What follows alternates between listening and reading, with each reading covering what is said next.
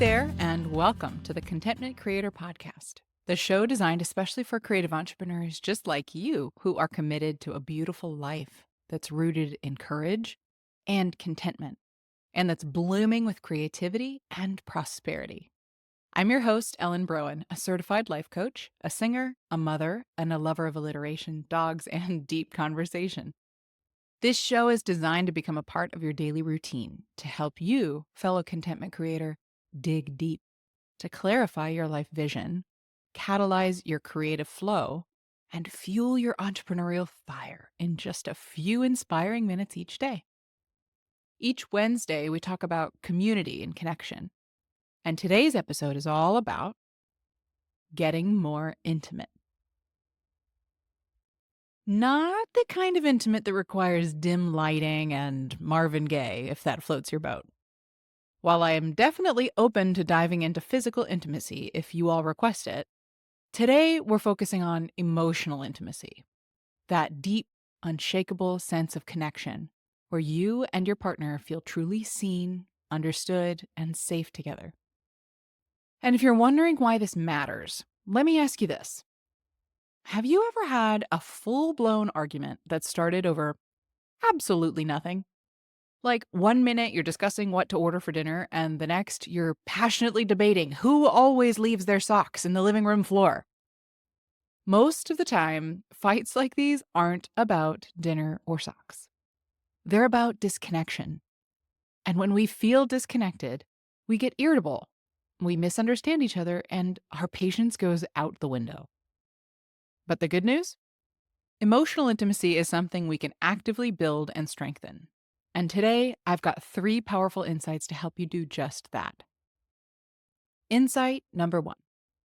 Emotional intimacy is built in the small moments.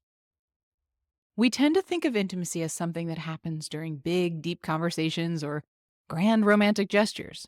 But honestly, it's built in the tiny, everyday moments.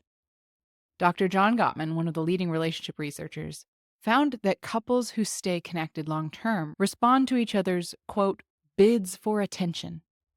Those little moments where one person tries to engage the other. A bid could be as simple as, hey, look at this funny meme. Can you believe what our toddler just did? Did you hear what happened at church today? Turning toward those moments with interest, even if it's just a smile, a nod, or tell me more, creates a pattern of connection. Insight 2. Speak your partner's love language, not just yours. Here's something we don't always think about when trying to build intimacy. The way you naturally love might not be the way your partner best receives love. If you've never taken the love languages quiz with your partner, now is the time. But even if you have, it's easy to forget that intimacy doesn't land the same way for everyone. If you're a words of affirmation person, refer back to my last episode on this.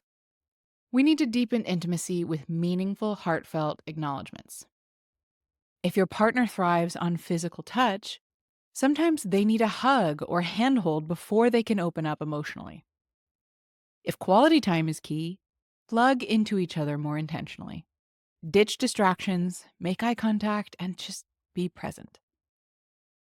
If acts of service makes them feel loved, take something off their plate in a way that says, I see you, I appreciate you, and I've got you. If gifts are their thing, you already know what to do, my friend. It doesn't have to be extravagant, just something meaningful. And insight 3, be the one. We've all heard the phrase, be the change you wish to see in the world. And nowhere is that more true than in our relationships. As I've shared before, we are each 100% responsible for creating the relationship that we most want. That means when we feel disconnected, it's easy to point fingers. But instead of waiting for your partner to make the first move, be the one to initiate more vulnerability, more playfulness, more invitations for connection. If you want deeper conversations, start one. If you want more affection, offer a touch, a hug, a lingering glance. If you want more laughter, be the one to bring playfulness into the mix. Now, if you find that your efforts aren't being reciprocated, Of course, communicate your needs and make a request.